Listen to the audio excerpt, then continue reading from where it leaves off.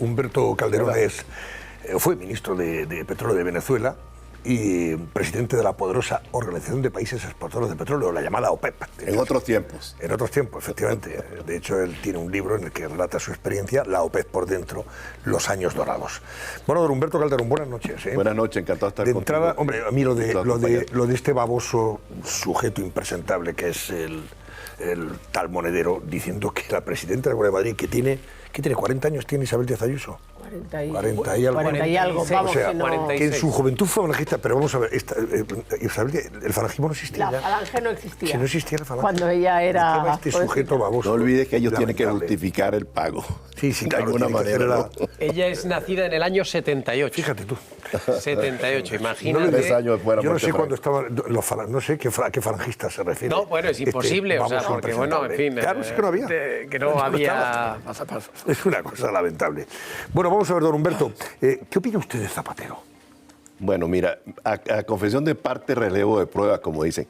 Rafael Ramírez, que por cierto no tiene tampoco una trayectoria muy limpia, y sus compañeros de ruta lo saben perfectamente bien, ha dicho tanto de Rodríguez Zapatero como del embajador lo que ha dicho. Pero el Pollo Carvajal también lo dice. Todos ellos han sido chavistas. ¿Qué es lo que pasa? Es que lo que han hecho ha sido tan notorio, tan grotesco, tan protuberante, que tienen que reconocerlo, tienen que ellos mismos reconocerlo. Ahora, ¿quién le dio el petróleo que dice Rafael Ramírez se le dio a Rodríguez Zapatero? Él lo dice. Pues tiene que haber sido él porque era el ministro y era el presidente de Petróleos de Venezuela. Y el oro, ¿quién se lo dio? Pues el propio régimen, ¿me entiendes? De manera tal que ese ya es un drama para Venezuela, porque el país que debería ser baluarte de la democracia y la libertad y defensa de los intereses democráticos de Venezuela frente a la Unión Europea es España, y no lo es. Por ejemplo, nosotros tenemos aquí formidables aliados, pero no aliados de un partido en Venezuela en particular, sino de la causa de la libertad y la democracia. Por ejemplo, el presidente Felipe González, el presidente Aznar, el presidente Rajoy, todos ellos están absolutamente claros con lo que está ocurriendo en Venezuela. Lo que hemos visto la semana pasada, todos estos días en Venezuela, es el mejor testimonio de que más del 90% de la población está en contra del régimen. Votaron los que votaron, le sacamos 4 millones de votos de diferencia, 67 a 30%, y los que estamos fuera no votamos, que somos 4 millones, y somos prácticamente el 90% opositores al régimen. Hoy la proporción real en Venezuela no es 67-30, es posiblemente 85 o 90 a 10. ¿Por qué? Porque el país se ha empobrecido, han destruido el país. El caso venezolano es un caso único. Un país que no ha estado en guerra, sino en guerra de su régimen contra la población. Ha empobrecido a la clase media, ha convertido en marginales a los pobres y ha arruinado el país, la industria petrolera, el sistema eléctrico, la plantilla industrial, las comunicaciones, las escuelas. 2 días a la semana reciben clase los muchachos venezolanos, 2 días. Los hospitales no funcionan. ¿Cuánto gana un maestro en Venezuela? $10 al mes. ¿Cuánto gana un profesor universitario con PhD? $50 al mes. ¿Cómo pueden vivir? ¿Sabe qué está viviendo los venezolanos? De las remesas de los que viven fuera, que le mandan a los que están dentro. Bueno, lo que pasa es que uno no aprende, sino con la propia experiencia. Yo recuerdo que hace algunos años, cuando tú estabas en el Gato al Agua, había un grupo de gente, y yo te dije en aquella oportunidad, no sé si lo recuerdas, póngale atención a lo que está pasando con estos jóvenes que están en la Puerta del Sol. Sí. Los indignados del 15. No existía todavía Podemos formalmente. Sí. Y recuerdo que una señora rubia que estaba allí en tu panel me dijo, es que España no es Venezuela. Nadie se escapa de esa plaga. Esa plaga está en todas partes. Y germina en todas partes. Y tienen metido entre ceja y ceja acabar con los fundamentos de la civilización judeocristiana. Y eso es lo que ellos quieren. En todas partes del mundo tienen aliados. Eso es lo que hicieron en Venezuela, en Nicaragua, en Cuba. Y aquí, en aquel momento te dije, quiero que sepas, Antonio, que van contra la monarquía. ¿Por qué? ¿Por qué contra la monarquía? ¿Por qué los ataques contra la monarquía aquí en España? Porque es el control de las Fuerzas Armadas. Es el jefe del Estado y el que manda en las Fuerzas Armadas. Porque ellos saben perfectamente bien que todos estos atavismos que existen en muchos países de América Latina, si no cuentan con el soporte de las Fuerzas Armadas, no lo pueden instrumentar. Lo lamentable es que en Venezuela, como ocurrió en Nicaragua y como ha ocurrido en otros países, como está ocurriendo en Colombia, los extremistas de izquierda se han aprovechado de las bondades de la democracia para implosionar el sistema desde adentro. Sí. Y ese es el peligro. ¿Por qué? Porque controlan todas las instituciones. En Venezuela, por ejemplo, el Banco Central era absolutamente independiente. Cuando llegó esta gente al poder, lo pusieron como un apéndice del gobierno. ¿Para qué? Para utilizarlo como un instrumento de fabricación de bolívares. Generar bolívares para cubrir la nómina, pero la inflación se disparó. Usted tiene la fortuna que son miembros de la Unión Europea y tienen ese tutelaje. Nosotros no lo teníamos y acabaron con la moneda venezolana. La devaluación en Venezuela ha sido bestial. Entonces, ¿qué es lo que está pasando en Venezuela? Un país destruido, pero que tiene una gran esperanza. Yo creo que no ha habido en los últimos 25 años un momento de mayor auge de los sectores opositores, un mejor momento para que haya un cambio institucional en Venezuela que los que estamos viviendo en estos momentos. ¿Por qué? Porque tenemos una líder que ha arrastrado una votación gigantesca cuando acudió a las primarias el 93% de los votantes y porque tenemos un presidente que resultó electo. ¿Pero usted cree que no va a ser detenido? La Fiscalía ha visto. Ellos pueden hacer lo que quieran. Si lo detienen, ¿qué consecuencias tendría dentro del país y sobre todo fuera? Vamos a mirar para otro lado, como decía antes Carlos Herrera en su monólogo aquí en COPE esta mañana. ¿Va a seguir mirando el mundo a otro lado? Bueno, es que eso cuando es estamos lo que no están teniendo al presidente electo de Venezuela, es que eso es lo que con no 4 millones de votos más que el sátrapa Maduro. Claro, pero eso es lo que nosotros no entendemos, porque Venezuela es un país extremadamente, y no es porque yo sea venezolano, es un país muy importante en América Latina. Recuerda, Antonio, que nosotros fuimos un receptáculo de inmigrantes de todas partes del mundo. ¿Dónde se fueron republicanos españoles cuando la guerra civil? A Venezuela. ¿Dónde se fueron los judíos del este de Europa a Venezuela? ¿Dónde fue la gente de España, de Italia, de Portugal, de Europa del Este después de la Segunda Guerra Mundial? A Venezuela. ¿Dónde fueron los perseguidos políticos del Cono Sur? A Venezuela. ¿Dónde fueron la gente de los países andinos cuando la crisis económica de los años 70? A Venezuela. Entonces nosotros somos un crisol de nacionalidades y un receptáculo de gente venida de todas partes del mundo. Nosotros lo que quisiéramos tener en estos momentos es la reciprocidad de los países que recibieron, que recibimos nosotros con los brazos abiertos en Venezuela. Miles, millones de gente que fueron a Venezuela y fueron recibidos, hicieron de Venezuela su segunda patria, pero no solamente eso, no fueron a vivir, sino a contribuir al crecimiento de Venezuela. Venezuela logró ser una potencia a niveles regionales y dentro de esa escala por la contribución que los extranjeros hicieron en Venezuela, que fue fundamental para el progreso. Venezuela estuvo 50 años creciendo la economía 6% por año. ¿Dónde iban los españoles cuando querían irse de España? A Venezuela. Los canarios no dejaron de ir nunca. ¿Me entiendes? La octava isla nos dicen que somos los venezolanos.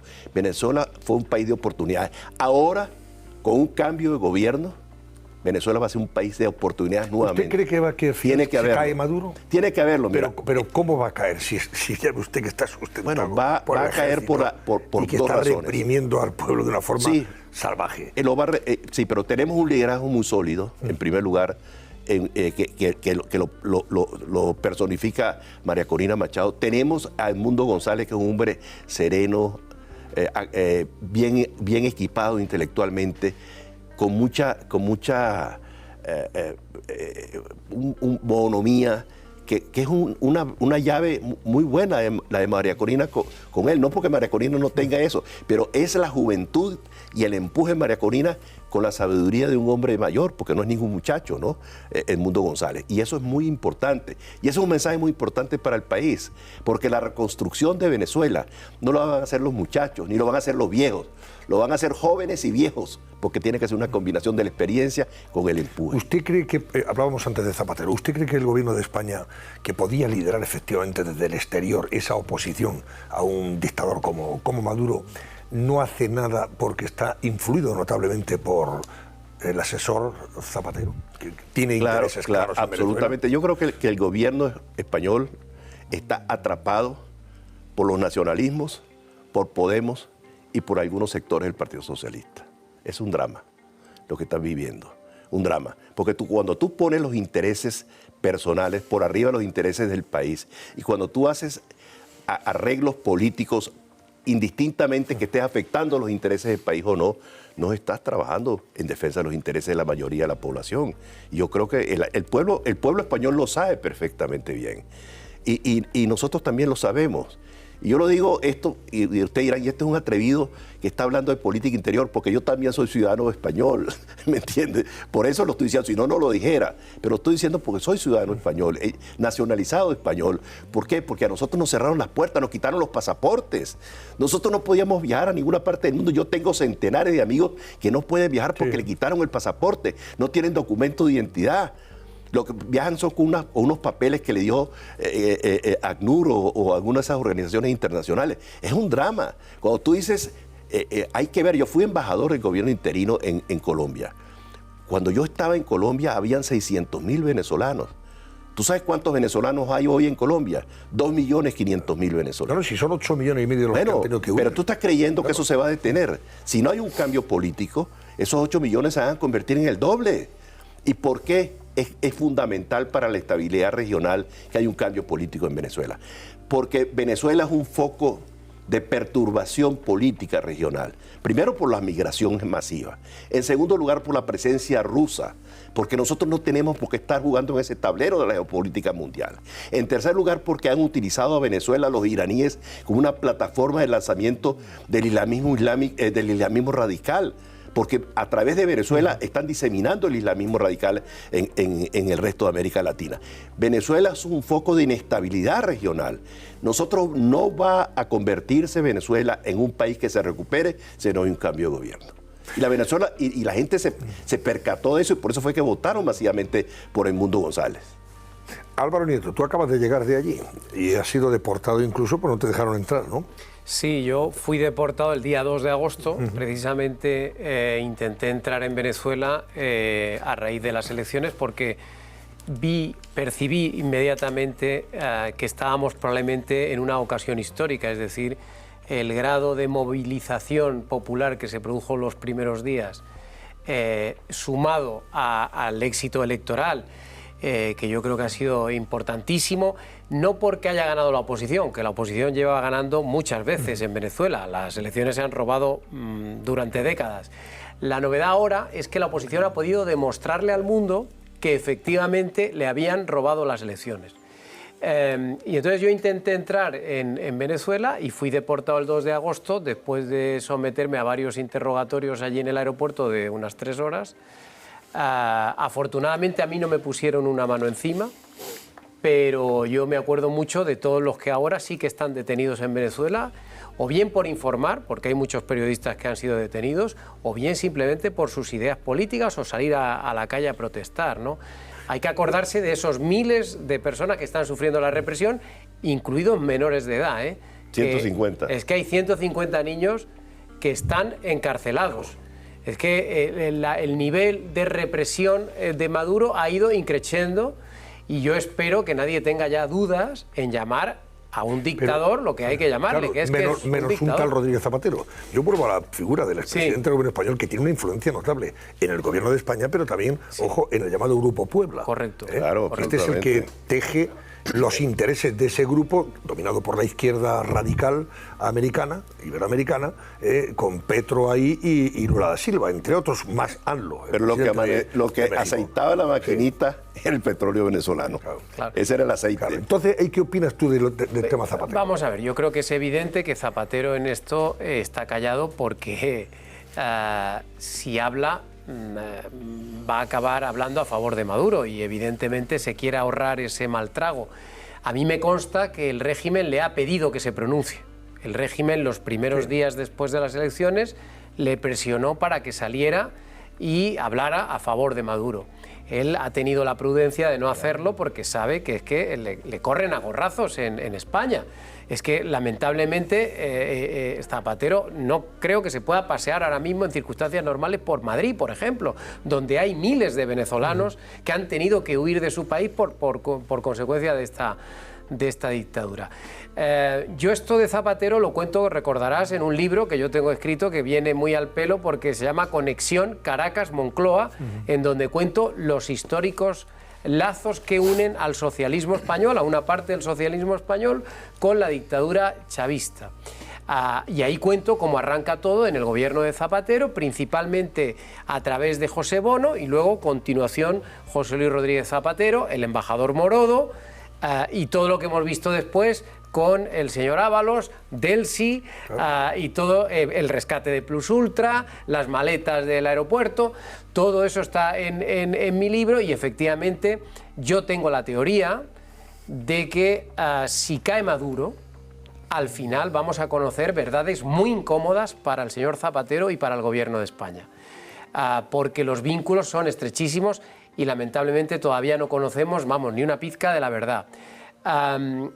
Y creo que el gobierno español está dando también, no solo Zapatero, numerosos ejemplos de que algo le une fuertemente a Maduro, porque España debería ser mucho más aguerrida, debería ser mucho más contundente en sus declaraciones, debería liderar en la Unión Europea una posición realmente de fuerza contra la dictadura chavista para forzar a que se vaya. Y debería empezar por reconocer al señor que ha ganado las elecciones, que es Edmundo González, y España no dice nada de esto. España está obligada por la Unión Europea a decir determinadas cosas, faltaría más, pero yo creo que no está llevando el papel protagonista que debería hacer, que debería llevar, y es en consecuencia como consecuencia de los lazos de Zapatero. Porque Zapatero, no hay que olvidar que es el principal asesor de Sánchez en materia de América Latina. Un momentito, sobre esto, ya te dejo, sobre el tema de la conexión Moncloa-Caracas, y esto que contaba Álvaro Nieto, don Humberto, ¿usted qué opina, por ejemplo, del episodio de Delcy Rodríguez, las maletitas? Pero eso nunca ha sido aclarado. ¿Qué pasó allí y qué tenían esas maletas? Bueno, no han debido tener papelillo, ¿no? ni caramelito, ha debido tener todo sólido, oro, dólares, euros, posiblemente. Pero nunca se supo. ¿Y cuántas maletas eran? 40. 40 maletas. Pero es que luego hemos descubierto, nosotros en The Objective el año pasado desvelamos, o sea, yo ya había desvelado las 40 maletas del Delcy Gate. Pero es que el año pasado destapamos en The Objective 2 envíos más de maletas, unas 40, 50 maletas que han llegado a Madrid en otros vuelos también como valija diplomática. De repente 50 maletas entrando en barajas que se las lleva la embajada sin pasar ningún control de seguridad. ¿Esto qué es? Increíble, increíble. Ahora, si Ábalos hablara, sería sumamente importante, porque él fue un factor determinante en todas estas cosas. Hombre, él conocía perfectamente todos los y por eso que lo chantajea de ese caso, de ese episodio. Y por eso que lo chantajea, dice, todavía no he hablado. A lo mejor empiezo a votar independiente. Bueno, yo creo que está enseñando la patita, pero no va a dar el paso, no va a tirar de la patita. No llegará al río. Eso es lo que yo temo. Porque callado creo que le va a ir mejor que... Es que el problema es que claro, entre Ábalos y Sánchez, vamos a ver, los dos conocen sus secretos mutuamente, y si muere uno, mueren los dos. Es decir, yo creo que Ábalos... el dentista, don Humberto, ya sabe, ¿no? Ábalos no le conviene. Daño. Claro, a Ábalos no le conviene herir a Sánchez, porque entonces va a salir mal herido Ábalos. Ábalos tiene negocios, también están contados en el libro, históricamente con América Latina, tiene un hijo instalado en Colombia, donde fue cooperante ya en su momento Ábalos. Es decir, Ábalos está muy instalado en todo el continente americano también. Entonces, bueno, yo creo que ahí se van a tapar las vergüenzas uno a otro, aunque hagan un poquito de paripé. José Francisco, sí. El supuesto silencio de Zapatero está atribuido al hecho de que él juega un papel de mediador, que juega el papel de mediador internacional. ¿Es posible y es real esa mediación? No puede ser un mediador porque está absolutamente parcializado a una de las partes, con una de las partes. Mediadores son elementos neutrales que pueden ayudar a que haya una convergencia de intereses entre las partes en conflicto. Pero en este caso no es así. Todo el mundo sabe que él está a favor descaradamente del gobierno y es un agente importantísimo del Foro de Sao Paulo y del Grupo de Puebla, ¿me entiendes? Y Chávez, cuando se crea el Foro de Sao Paulo, el gran financista del Foro de Sao Paulo fue Chávez. ¿Con el petróleo? Con el petróleo, y se crea el Grupo de Puebla por las derivas que ha tenido el Foro de Sao Paulo, tratando de vender una cosa nueva. Pero es exactamente lo mismo, no hay ninguna diferencia entre el Foro de Sao Paulo y el Grupo de Puebla, es exactamente lo mismo. Ahora, ¿qué es lo que ocurre? Nos piden a nosotros los venezolanos que pasemos por el calvario, porque ha sido un calvario, de acudir a elecciones en condiciones absolutamente desbalanceadas. Un registro electoral hecho por ellos, donde votan los muertos, donde hay doble y triple cedulación, donde a la gente lo cambian de sitio de votación como le da la gana, donde no dejan votar a la gente que está en el exterior, donde la mayoría de los miembros del Consejo Nacional Electoral son miembros del partido de gobierno, donde no hay supervisión internacional de fiscalización ni observación internacional de ninguna naturaleza. Bueno, y aún así les ganamos. Ahora Lula, que es un cara dura, que ganó por menos de un punto, pide que hagamos nuevas elecciones. Y resulta que Petro, que ganó por 3 puntos, nos pide que hagamos nuevas elecciones. Y nosotros ganamos por 37 puntos. Y eso fue demostrado, entre otras cosas, porque esas actas, muchas de las actas, las dieron las propias Fuerzas Armadas. Claro. Pero las Fuerzas Armadas saben exactamente qué fue lo que ocurrió en Venezuela. ¿Y por qué no se rebelan? Eso no lo sé yo. Pero fíjate que en todo centro electoral hay presencia de las Fuerzas Armadas venezolanas a través del Plan República. Ellos saben, los militares venezolanos saben perfectamente bien lo que ocurrió en cada acta. De hecho, hubo centros electorales donde el pregonero fueron los propios militares. Se pararon con un megáfono a dar los resultados finales en el centro. Ellos saben perfectamente qué fue lo que ocurrió. Lo que pasa, esto que dice Maduro, que los comanditos son agentes del terroristas, etc. Ellos nunca sospecharon que María Corina les iba a montar, pues de ellos María Corina sabe mucho, porque tiene muchos años trabajando en los procesos electorales, y entonces montó un ejército de gente para que fueran testigos electorales, claro, y un procedimiento que recogían las actas, las escaneaban, las mandaban, y ahí los mandaban a Caracas, a un centro de acopio, el centro de acopio para la nube. Y ahí no lo puede bajar nadie. Claro. Y por eso fue que no pudieron hackear nada. Y además lo hicieron de una manera muy inteligente, Antonio. No sé si lo sabéis, porque en España nos ha contado mucho. Había varias candidaturas, no solo la de Edmundo. Y entonces, a la hora del recuento, los chavistas echaron del recuento en muchos centros al representante de Edmundo González para que no mirara el recuento. Pero claro, allí luego había observadores de los otros candidatos. Y entonces María Corina tenía acuerdos con algunos de los otros candidatos para que si echaban a sus observadores, ellos verificasen las actas. Entonces al final ha habido una confabulación perfecta en la que han conseguido más del 70% de las actas de los... 83%. 83% de las mesas de votación. Entonces ya tenemos... Con 4 millones de votos más en Internet, sí, a disposición de todo el mundo, las actas de cada una de las mesas del 83%. Algunos de ustedes pueden acceder perfectamente bien a la página. En fin. Y saben cuántos votaron, quiénes votaron, por quién votaron en cada una de las 30.000 mesas electorales de Venezuela.